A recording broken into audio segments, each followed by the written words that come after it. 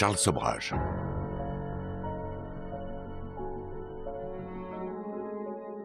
Le crime paie. Imaginez que chaque année que vous passeriez en prison vous rapporte plus d'1 million de dollars, sachant que vous sortiriez dans la force de l'âge. Accepteriez-vous cette offre? Plus précisément, imaginez-vous vivre une vie de pacha derrière les barreaux, en contrôlant quasiment tout, avec des visiteurs libres d'aller et venir à leur guise, un téléphone portable, la télévision, de la grande cuisine et des vins fins. Cela vaudrait-il 20 ans de votre vie? Pour Charles Sobhraj, tueur en série, les 20 années qu'il avait passées dans une prison indienne, notoirement corrompue, en valaient largement la peine. Au bout du compte, il a pu se retirer à Paris avec un film retraçant l'histoire de sa vie qui lui a fait gagner 15 millions de dollars. Sobhraj, d'origine indo-vietnamienne et français d'adoption, réussit pratiquement à changer une condamnation pour meurtre en Inde en une vie d'oisiveté, tout en parvenant à échapper à des poursuites qui, dans certains pays, lui auraient valu d'être condamné à mort. Escroc, voleur de bijoux, trafiquant de drogue et meurtrier, Sobhraj vécut une vie d'aventure et d'intrigue qui fit de lui une vedette. Il avait rassemblé assez d'argent pour corrompre ses geôliers, qui lui fournirent tous les agréments dont il avait besoin pour rendre supportable son séjour dans une prison indienne. La majeure partie du temps que dura son incarcération, il eut accès à des machines à écrire, une télévision, un réfrigérateur et une vaste bibliothèque.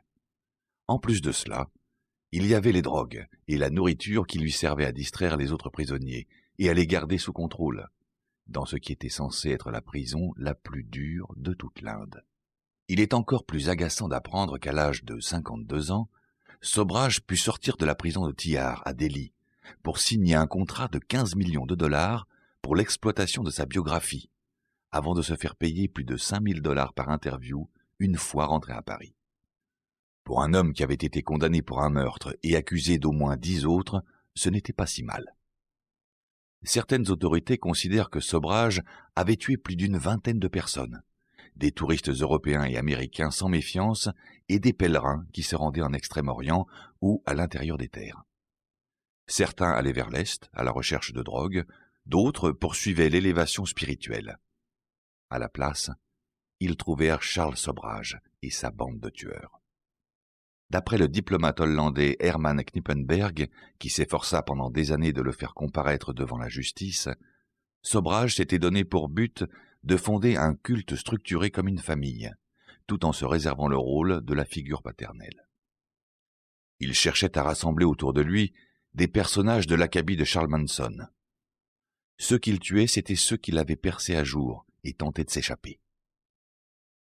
De nos jours, il reste possible de croiser le chemin de Charles Sobhraj, qui promène son oisiveté dans les bars de Paris.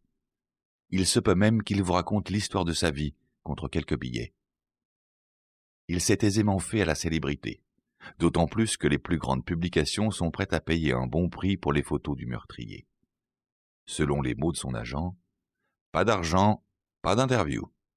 Les amis et les proches de ses victimes n'ont plus qu'à espérer que l'ensemble de ses actions rattrape un jour Charles Sobhraj.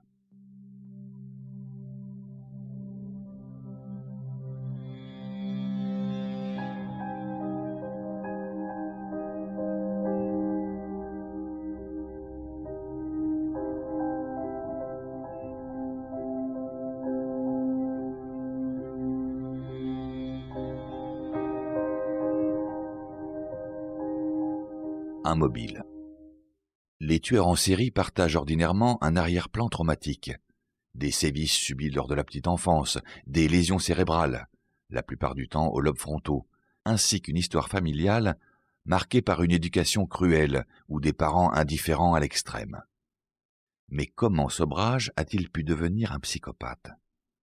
Est-ce que faire la navette entre ses deux parents et le sentiment d'abandon qui en résulte suffit à conduire quelqu'un au meurtre en série? On peut avancer une autre théorie grâce à la recherche scientifique récente. Le journaliste Robert Jerks présente les choses ainsi. Avant que l'attention de la recherche ne se tourne vers le personnage du psychopathe, il était aisé de croire que les méchants étaient des individus normaux, qui avaient eu de mauvais parents, subi un traumatisme d'enfance, ce qui conduisait à penser qu'il était possible de les convaincre, à force d'attention, de redevenir gentils. Cependant, les recherches du criminologue Robert Hare indiquaient que certaines personnes n'avaient pas besoin d'avoir subi un traumatisme pour agir de manière criminelle.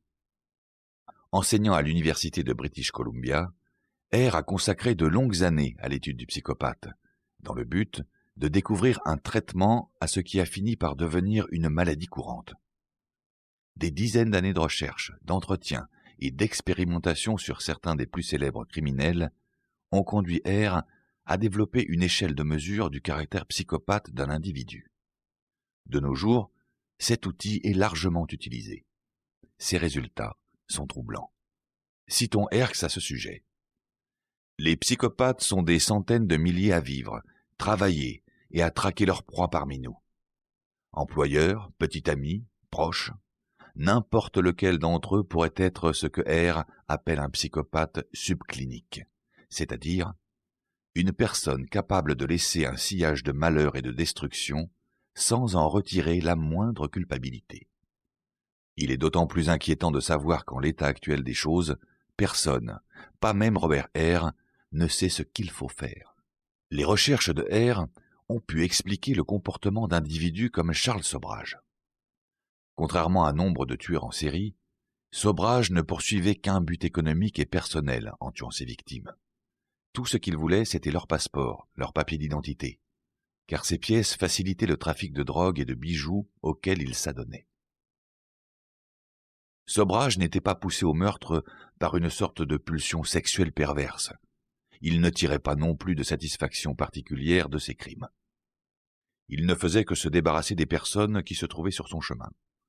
Elles possédaient quelque chose dont il avait besoin, alors il se débrouillait pour l'obtenir. Pendant son procès en Inde, Sobhraj déclara à un journaliste que s'il avait jamais tué ou ordonné un meurtre, ce n'était que pour des questions d'affaires. C'était un travail comme un autre, comme celui d'un général. Les psychopathes de l'étoffe de Sobhraj sont imperméables au remords. Pour une personne de ce genre, la phrase « je veux vous tuer » porte les mêmes connotations émotionnelles que « je veux vous embrasser ». La notion de peur leur est virtuellement inconnue, ce qui les empêche d'être freinés par la crainte du châtiment. Le diagnostic qui détermine qu'un individu est un psychopathe comporte plusieurs sous-catégories. L'une d'entre elles correspond à ce que les analystes appellent le marionnettiste. Cette catégorie comprend des individus du même acabit que Charles Sobhraj, bien que les tueurs comme lui n'en représentent qu'une petite partie. Selon Hare, le marionnettiste est capable de manipuler une personne pour en atteindre une autre. Ce type d'individu est puissant et dangereux parce qu'il agit dans l'ombre. Paul Babiak, psychologue du travail, dégage 3 motivations principales à l'œuvre chez les psychopathes.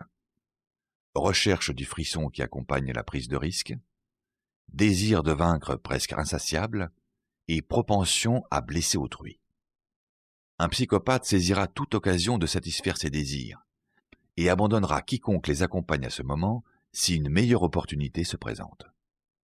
C'est ainsi que l'une des premières fois qu'il se frotta à la criminalité, Charles Sobhraj expliqua à sa mère qu'il trouverait toujours un idiot pour faire ce qu'il lui demanderait.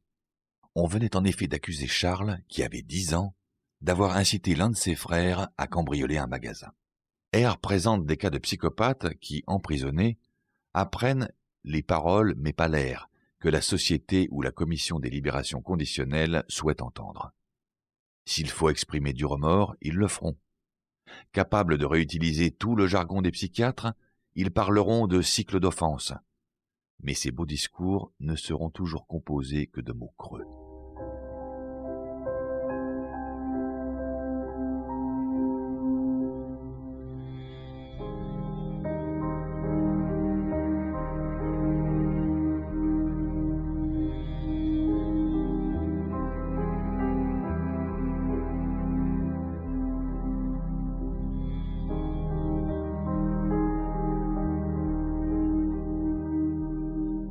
L'abandon.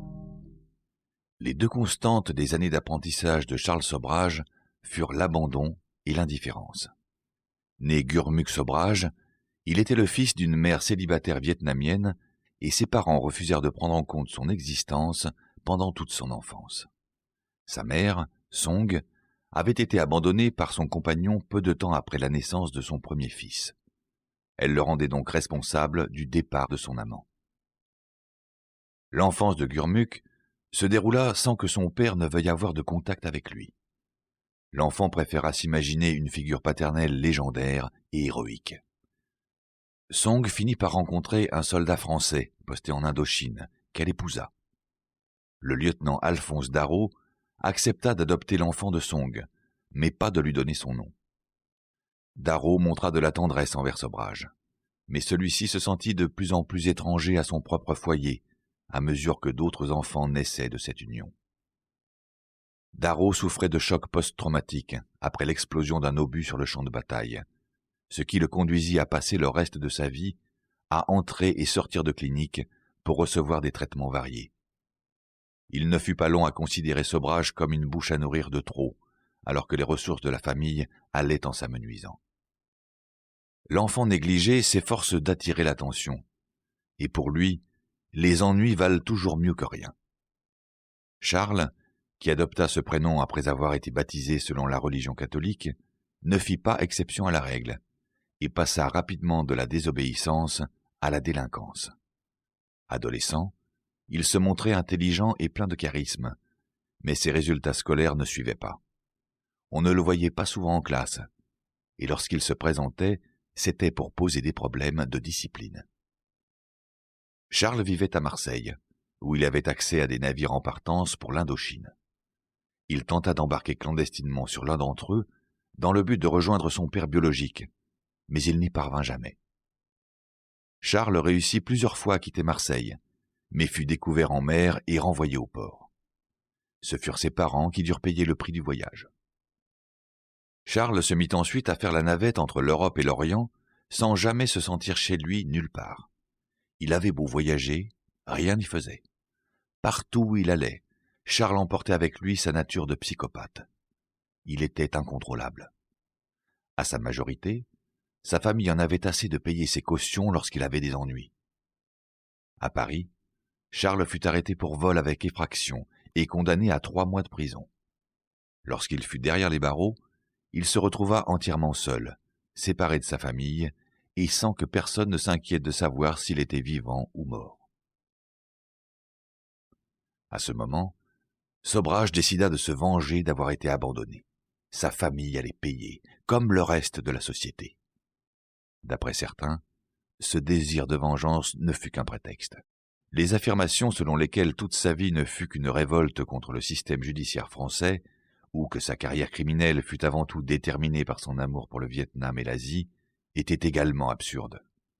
Néanmoins, en tant que moyen de manipulation psychologique, elles étaient très efficaces.